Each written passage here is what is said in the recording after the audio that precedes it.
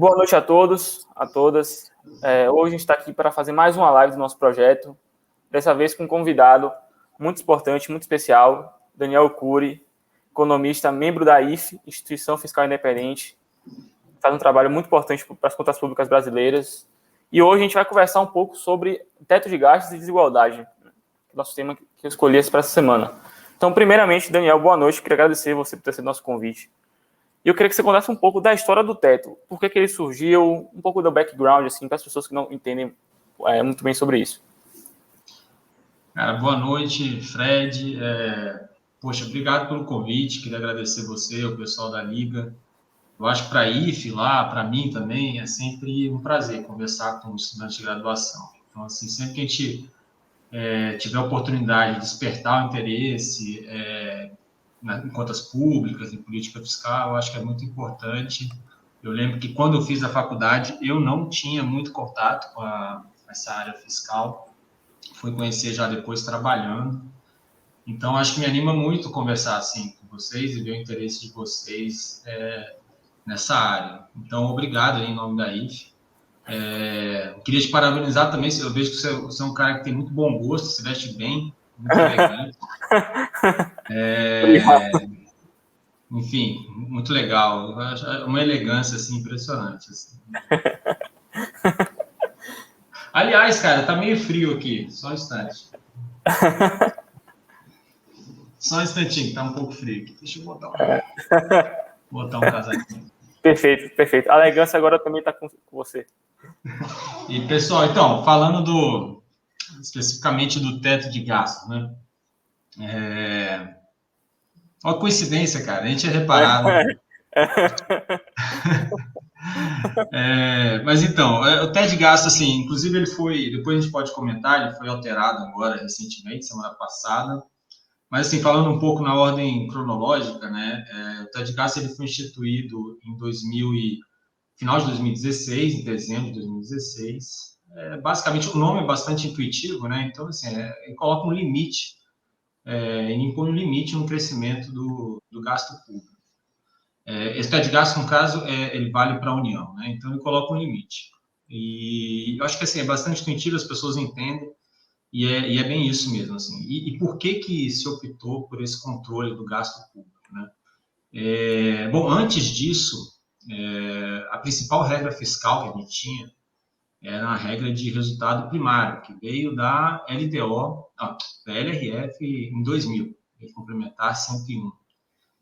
E durante um bom tempo, a gente até conseguiu ter uma trajetória boa da dívida, de certa forma sustentável, ter algum controle das contas, manter ali alguns superávites primários, que é receita menos despesas primárias. Mas sempre que a gente teve crescimento de receita, a gente teve crescimento de despesa também. E a despesa pública, e isso não é um privilégio do Brasil, ela é mais rígida. Se por um lado a receita pública ela é mais suscetível aos ciclos econômicos, né?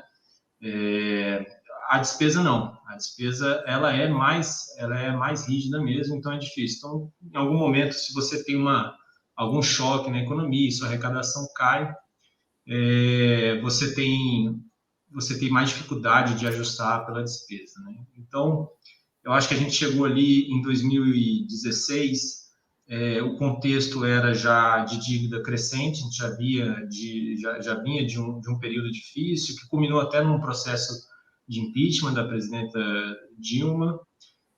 Você tinha uma crise de credibilidade, né? Então, o fracasso ali da política econômica depois de 2010, ele repercutiu nas contas públicas. A política fiscal é parte também desse fracasso, então você teve um aumento muito grande da despesa, turbinado ali pelas regras da Previdência, né, que é nosso principal gasto, né, no nível federal é a Previdência. Então, você tem um contexto ali em 2016 em que você precisava recuperar a credibilidade da política fiscal, muito maltratada ali nos anos anteriores, e que pudesse ser uma alteração rápida. Então, acho que o teto de gastos era uma solução possível de ser aprovada em 2016, diferente, por exemplo, de uma reforma da Previdência ou reforma tributária, que são processos mais robustos, né? e que exigem uma tramitação mais longa. Regra de teto de gastos é uma regra do tipo regra da despesa, que tem sido adotada por muitos países, justamente por ser mais simples, para as pessoas entenderem melhor. Então, acho que esse foi o contexto um pouco ali que motivou a criação do teto de gastos, né, em 2016. De lá para cá, acho que nos primeiros anos o teto nem foi a nossa principal regra fiscal, ele teve um efeito importante sobre a expectativa, e quando você tem um efeito sobre a expectativa, é natural que você consiga se financiar mais barato, então ele tem um efeito importante sobre os juros que a gente paga sobre a dívida pública, mas nem tanto a despesa primária mesmo, o teto nem afetou tanto. Passou a afetar, vai passar a afetar muito agora em 2021, ele é a principal regra fiscal agora em 2021, tende a ser, na verdade, e nos próximos anos também. Perfeito.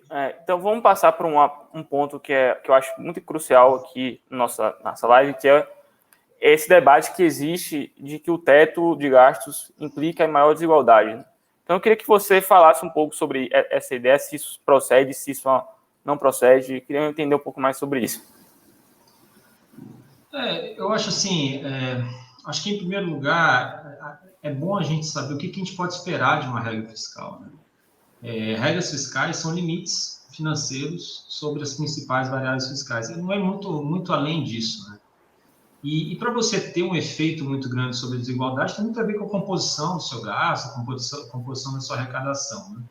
Agora, se você tem uma regra muito restritiva, por exemplo, e se por outros fatores o país faz um ajuste na despesa para cumprir aquela regra, e esse ajuste ele recai sobre despesas, gastos sociais e tal, é claro que você tem ali talvez um efeito de segunda ordem, que seja piorar a composição do gasto e afetar aqueles mais vulneráveis. Eu diria que isso se aproxima um pouco do caso do Brasil nos últimos anos. A gente tem feito ajustes basicamente nos investimentos, as despesas que têm crescido são as da Previdência, que pega uma parcela,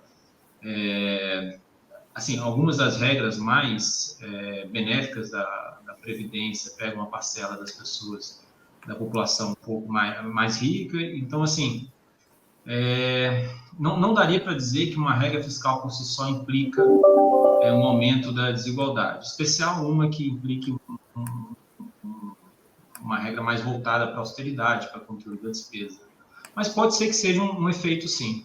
Mas aí, para você dizer que isso está relacionado à regra, lógico que você tem que colocar outros elementos, ali, inclusive de economia política, de como funciona o país, de grau de maturidade do sistema político, para que você possa fazer um ajuste e que esse ajuste recaia sobre os que podem mais, né? Os que deveriam contribuir mais, né? Eu acho que esse é um desafio, não sei até que ponto, eu não sei se qualquer outra regra permitiria garantir que a gente faria esse tipo de ajuste. Eu acho que qualquer regra que a gente tivesse instituído, regra fiscal, você teria essa discussão. A partir do momento que você tem que fazer um ajuste na despesa, a tendência é você fazer naquela variável que é mais fácil e não necessariamente naquela que vai gerar um ganho ali de distribuição de renda, né, e redução da desigualdade. Certo. Então, você falou um pouco dessa questão da mudança do teto de gastos desse ano. Eu queria que você falasse um pouco, então, dessa nova PEC emergencial que foi aprovada e a relação que ela vai ter com o teto. Então, o que a gente pode esperar sobre isso aí para 2021? Em relação ao teto de gastos, tem duas alterações que eu acho que são mais sensíveis ali à regra do teto, né? Primeiro que você tem a instituição novamente do auxílio emergencial, aquele auxílio voltado às pessoas em situação de maior vulnerabilidade, desempregados, trabalhadores informais. Você tem a PEC, ela autorizou a criação novamente desse benefício e disse explicitamente que até o limite de 44 bilhões no ano, essa despesa ela não entra no teto de gastos. Então, essa era uma discussão que existia ano passado. Muitas pessoas defendiam que uma eventual prorrogação do auxílio emergencial deveria ficar dentro do teto de gastos.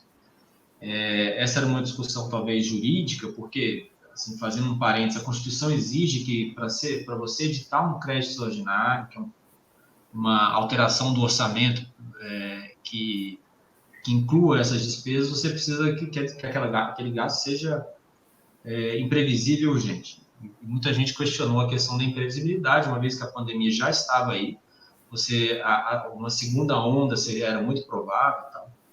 Então, você tinha uma discussão jurídica ali importante a respeito da natureza ali do auxílio emergencial, que a emenda constitucional 109, que era a antiga PEC emergencial, ela dirimiu essa questão, dizendo explicitamente que, olha, até o limite de 44 bilhões nesse ano, a despesa ela não é computada para fins de verificação do cumprimento do teto de gastos. Cabe a gente discutir se 44 bilhões vai ser suficiente, né? Isso é a próxima pergunta, mas enfim. O auxílio emergencial, exato. O auxílio emergencial no ano passado, no total, foram 292 bilhões, 293 bilhões de reais. Na versão do auxílio residual, que foi o que vigorou entre setembro e dezembro, ele já custava cerca de 17 bilhões ao mês, que em termos anualizados daria ali cerca de 200 bilhões. Bom, a gente tem aí uma prorrogação, a gente tem um limite de 44 bilhões, mas tem uma situação sanitária e econômica que não parece perto de ser resolvida.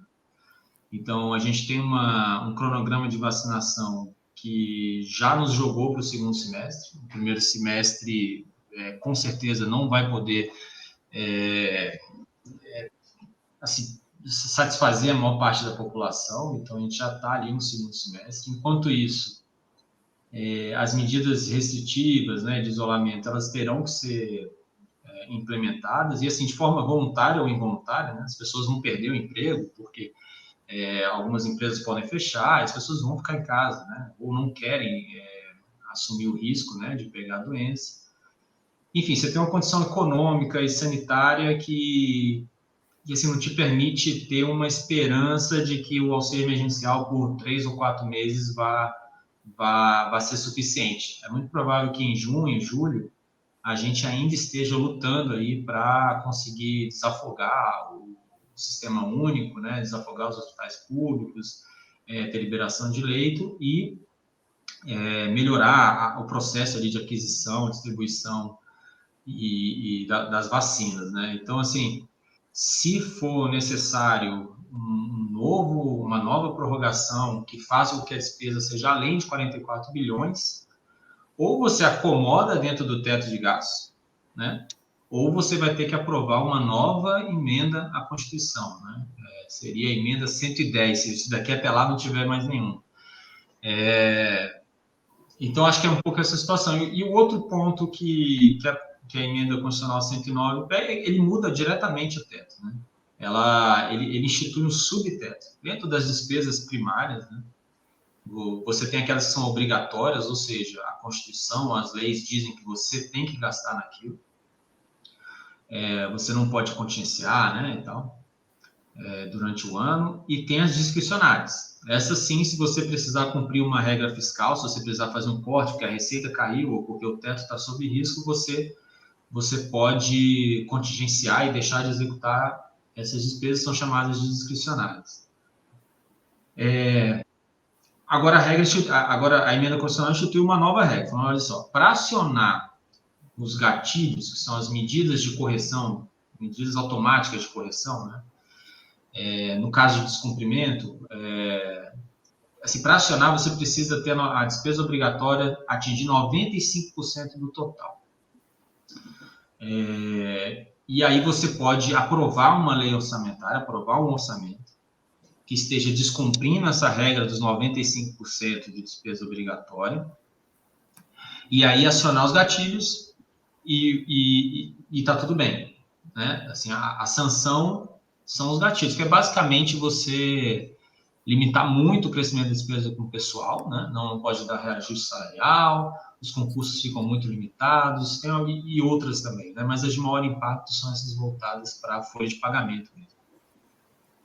Acontece que essa alteração não muda muito o cenário do teto, porque antes da dessa emenda, a gente já previa lá na IFE que a situação do teto ficaria muito difícil, risco muito alto de descumprimento a partir de 2025. Com a nova regra, a gente continua prevendo que é 2025, porque vai ser só em 2025 que a gente acredita que o risco de você ter mais de 95% de despesa obrigatória vai ser elevado. Então, assim, do ponto de vista fiscal, eu diria que o efeito dessa emenda sobre o teto é quase nulo. Ele tem um efeito jurídico, que é permitir agora, claramente, o acionamento dos gatilhos, porque havia uma dúvida jurídica na redação anterior de que o teto de gasto não permitiria acionar os gatilhos. Isso gerou uma insegurança, né, do executivo, né? Então, eu acho que o efeito é muito mais jurídico, assim, né, com essa emenda. Eu não diria que com essa nova regra você tem algum tipo de ajuste mais rigoroso que o teto que existia. Eu acho que ele é até mais brando, porque 95%, antes de chegar em 95%, a despesa obrigatória chegar em 95% do total, antes disso, acho que a situação do teto já fica bastante perto de insustentável. Então, a pressão por uma alteração, ela viria talvez antes desse novo subteto, né? Despesa obrigatória, para o pessoal entender, as principais são Previdência, né, INSS, servidores, né, funcionalismo, então salários de servidores ativos e proventos dos aposentados. Você também tem os benefícios assistenciais, né, Bolsa Família, tem benefício de prestação continuada voltado aos idosos e às pessoas portadoras de deficiência. Enfim, são essas despesas que pressionam as demais dentro do teto, né? E a regra nova está voltada para elas. Certo. Eu vou juntar agora duas perguntas em uma, pegando um pouco do que você falou aí da questão da sustentabilidade do teto, que você acredita que vai ser em 2025. Eu vou perguntar por que você acha que vai ficar sustentável nesse ponto, e aproveitando isso, se você acha que o teto pode ser aprimorado, e se fosse aprimorado, se essa insustentabilidade se manteria nessa previsão que você fez aí de 2025. Por que 2025, né? Porque, acho que assim, até aproveitando o gancho da pergunta anterior, as despesas obrigatórias são essas, previdência e salário. Quais são as despesas discricionárias? Basicamente, custeio administrativo, então a luz dos prédios públicos, o gasto com passagem de avião, com luz, com energia, com transporte, né? Esse custeio administrativo que a gente chama, e os investimentos, infraestrutura rodoviária, hídrica, ferroviária, investimentos públicos, né? O que acontece? Essas despesas discricionárias, o que acontece? Para acomodar tudo dentro do teto, as despesas obrigatórias você não pode deixar de fazer. Se ela cresce mais do que o teto, ela vai pressionar o restante das despesas, né? É uma consequência matemática mesmo. Esse restante das despesas são os custeio, investimento, bolsas de estudo, essas coisas. Você tem um limite, né? Você não pode, por exemplo, você tem que pagar uma aposentadoria, correto? Mas você não pode fechar uma agência do INSS, que é uma despesa discricionária. Então, você pode reduzir a despesa discricionária, a gente tem feito isso nos últimos anos. Então, hoje ela está em cerca de 1,5% do PIB, né? Cerca de 100 e poucos bilhões. E a média histórica ali está em mais de 2%, 2,3%, 2,4% do PIB. E ainda assim com pressão para aumentar. Então, você não pode simplesmente zerar essas despesas. Você não pode fechar. Aqui em Brasília tem a esplanada dos ministérios, tem um congresso. Você não pode simplesmente desligar tudo, passar a chave, mandar todo mundo para casa e zerar o gasto. E um outro exemplo que eu dei é esse, por exemplo, das agências do INSS. Você tem que pagar a aposentadoria obrigatória, mas o funcionamento da agência não. E essa agência tem que funcionar.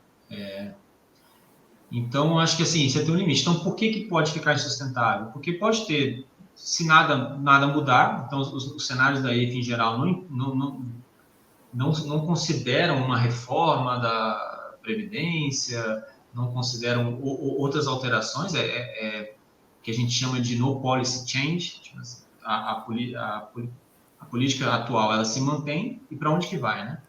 Então, ela vai te levar a um crescimento da despesa obrigatória e que pode achatar tanto a discricionária que seja impossível comprimir. Quando isso acontecer, provavelmente a pressão por uma alteração da regra vai ser elevada. E a gente calcula que esse mínimo aí da discricionária é cerca de 100 bilhões atualmente. Ou seja, 1,4 mais ou menos ponto do PIB, né? Esse % do PIB.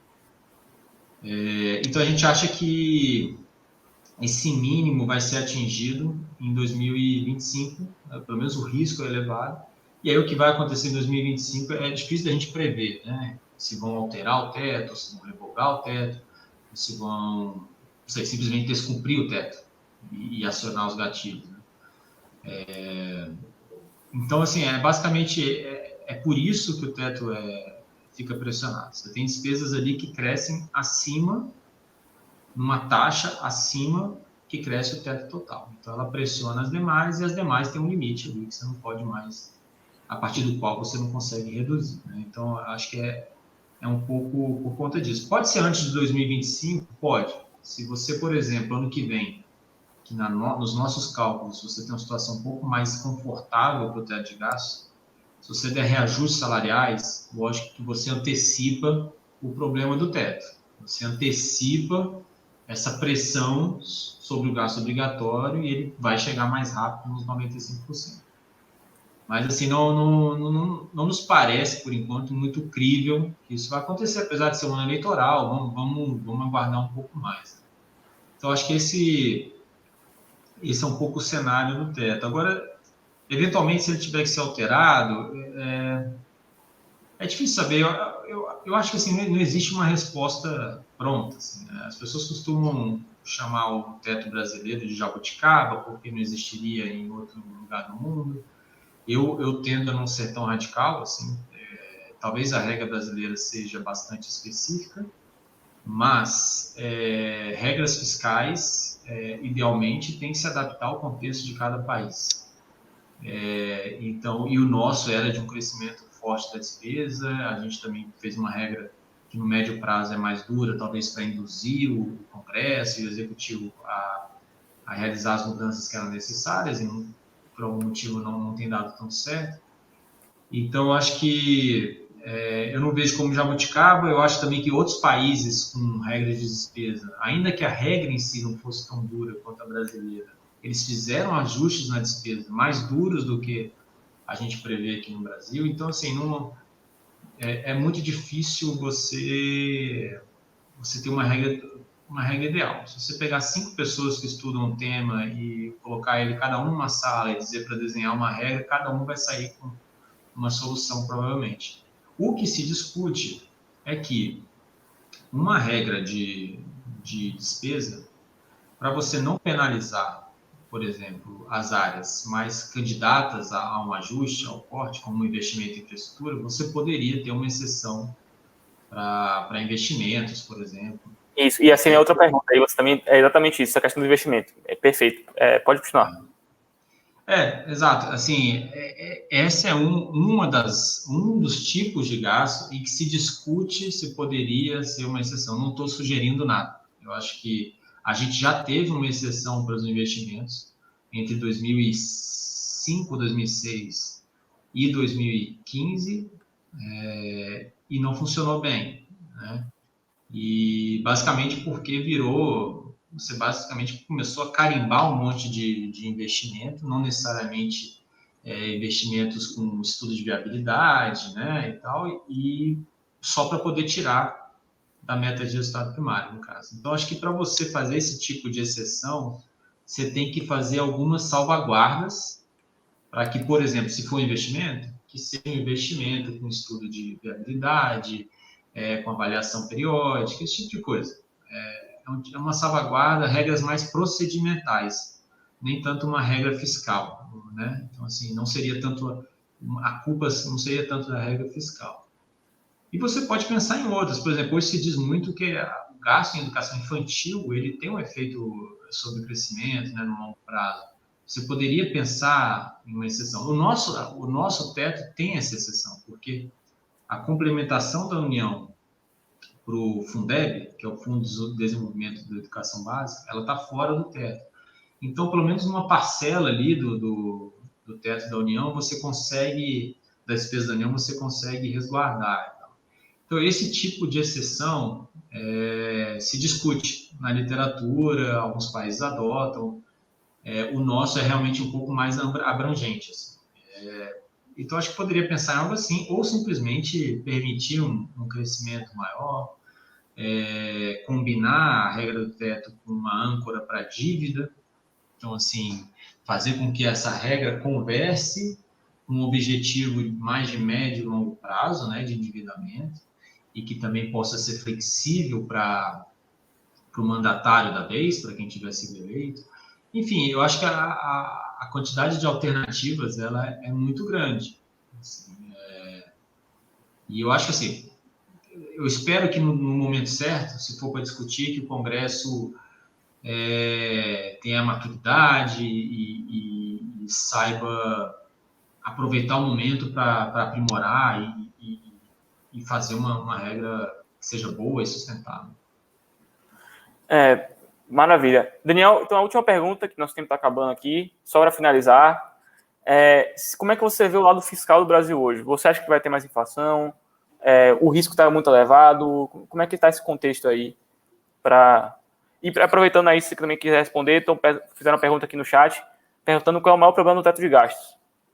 Então é isso. O maior problema do teto de gastos? Uma pergunta aqui no chat que mandaram agora de Rafael para você. Olha,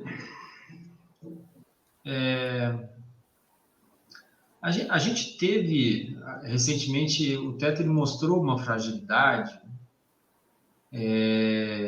que foi essa exceção para o auxílio emergencial, em que a calamidade em si não é uma exceção para o teto de gastos, mas só um instrumento que é o crédito extraordinário. Então, não era a situação fática, mas um instrumento. Eu acho que a exceção para uma regra fiscal tem que ser uma situação fática.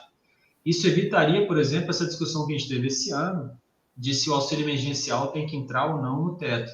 Para mim, é muito claro que uma regra fiscal para vigência de 20 anos, uma regra fiscal que ancore expectativas com prazo longo, não deva ser tão sensível ou insensível a uma despesa emergencial, a uma necessidade emergencial. Acho que isso é o que recomenda a literatura.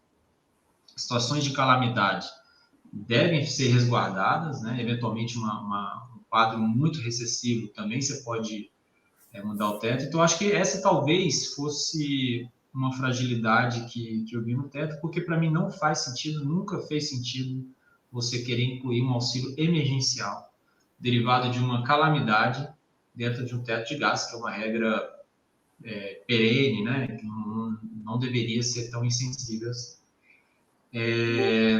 Talvez haja esse problema, talvez de consistência no indexador. Se você colocar ali elementos de economia política, né, de como funciona o Congresso, a nossa dificuldade histórica para fazer ajuste, se você considerar isso, dá para você ser cético quanto a esses anos ali entre 2023 e 2026, em que vai ser muito difícil cumprir a regra, né? Então, e depende de você fazer um controle sobre o gasto obrigatório que a gente não costuma ver, sobre a dinâmica do gasto, né? Então, talvez essa calibragem, né, assim, pensando, livre pensar aqui, né, talvez essas sejam duas fragilidades do teto, né, ele tem vantagens e tem desvantagens também. E você tinha perguntado também da situação como um todo, né? A inflação, se você acha que vai ter inflação, como é que está a questão do risco aí para esse ano, como é que você está enxergando isso? Eu acho assim, a nossa situação fiscal ela era frágil, a situação econômica, na verdade, né, e fiscal, ela era frágil antes da pandemia. E depois da pandemia ela continua frágil e agora a gente tem uma dívida muito mais alta. A gente tem uma dívida mais cara, com prazo de maturidade mais curto, então ela tem um custo médio mais elevado e um prazo mais curto. A gente é uma economia emergente, a gente tem uma exposição que outros países não têm. Então, acho que assim, eu acho sempre prudente, e eu trabalho num órgão que zela pela disciplina, responsabilidade fiscal, é sempre prudente você buscar o caminho da boa comunicação e de mostrar um quadro ali de médio prazo mais sustentável. Eu não vejo isso no governo atual. Eu acho que ele, inclusive, ele dá sinais, alguns sinais trocados ali, né? No mesmo momento que ele, assim, uma ala do governo defende o teto calorosamente, uma outra quer conceder reajuste, como os militares tiveram reajuste, ou querem ampliar investimentos, querem buscar soluções alternativas, contabilidade criativa. Então, acho que eu não vejo um compromisso, não necessariamente com a regra do teto, mas um compromisso com a responsabilidade fiscal de forma geral. Eu acho que talvez falte, inclusive, convicção do governo sobre o que ele enxerga. Quando isso acontece, é claro que os agentes vão precificar, e isso gera um risco. E aí, se a gente somar aos outros problemas que a gente já tem, agora, inclusive, decorrentes da pandemia, toda a demora que a gente está tendo em se recuperar, em debelar a crise sanitária, eu acho que há sim motivos para preocupação, há motivos para você ser prudente, para não achar que está muito flexível, não, assim, eu acho que assim, basicamente é isso, assim, você não pode achar que pode crescer indefinidamente o gasto agora, porque você tem de fato uma necessidade, as pessoas precisam. Eu acho que vale o caminho da prudência e principalmente você se comunicar bem sobre o que você espera para os próximos anos, né? Como eu disse, a emenda constitucional agora 109, a PEC emergencial, ela não mudou muito o cenário. Ela simplesmente destravou. Claro que tem, ela tem outros artigos que você pode avaliar positivamente ou não, né? Mas em relação ao teto de gastos, política fiscal, não há muitos efeitos concretos, assim, que você possa ver já no curto prazo, que vai ter efeito e que vai manter as expectativas dos agentes ali bastante ancoradas, né? Eu acho que é basicamente isso. Perfeito. Daniel, muito obrigado. Foi de uma clareza muito grande essa live. Acho que para muitas pessoas também que assistiram, realmente só tenho a agradecer. Enfim, tirou muitas dúvidas de que todo mundo talvez tivesse tido. Então, foi um prazer enorme conversar com você. Parabéns também pela elegância da sua roupa. Achei legal também, bacana. E é isso. Agradecer. Semana que vem a gente tem outra live com Arthur Bragança sobre agricultura e meio ambiente. Fiquem ligados aqui no nosso conteúdo, sigam a gente, sigam o Daniel, o Twitter dele, muito conteúdo de qualidade também. E é isso. Abraço e boa noite. Obrigado, boa noite, Fred.